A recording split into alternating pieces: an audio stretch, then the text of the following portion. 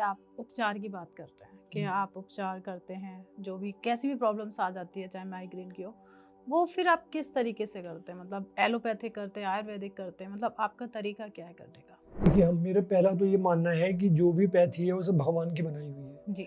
चाहे वो एलोपैथी है, उसके भी बड़े सारे बेनिफिट्स हैं, हम्म। साइड इफ़ेक्ट हैं, वो दूसरा पहलू है। ऐसे आयुर्वेद है, उसकी एक सीमा है, उसके लाभ तो बहुत हैं, जी। उसकी एक सीमा है।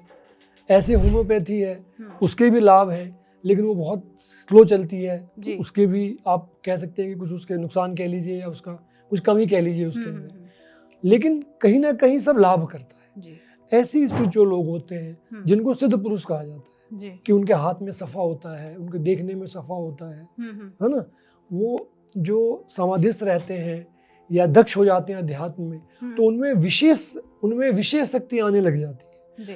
तो पहली शक्ति उसमें आती है कि वो पवित्रता में आ जाते हैं।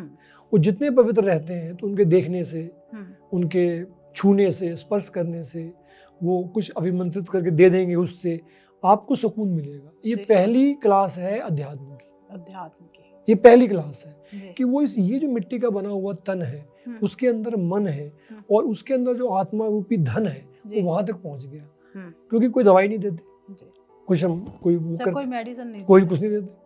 पर हम ये नहीं कहते कि आप कुछ मत लीजिए। हम ये कहते हैं आयुर्वेद जहाँ से भी आपको लाभ होता हो, आयुर्वेद को ज़्यादा हम लोग फोकस करते हैं।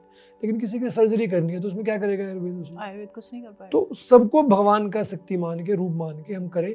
हमारा ये है कि हमसे जो लोग मिलते हैं, धीरे धीरे दवाइयाँ उनकी बंद हो जाती हैं। कई ये वीडियोस आपके सामने भी आई हैं जहाँ पे लोगों ने बताया कि काफ़ी लोग ठीक भी हुए हैं आपके उपचार से।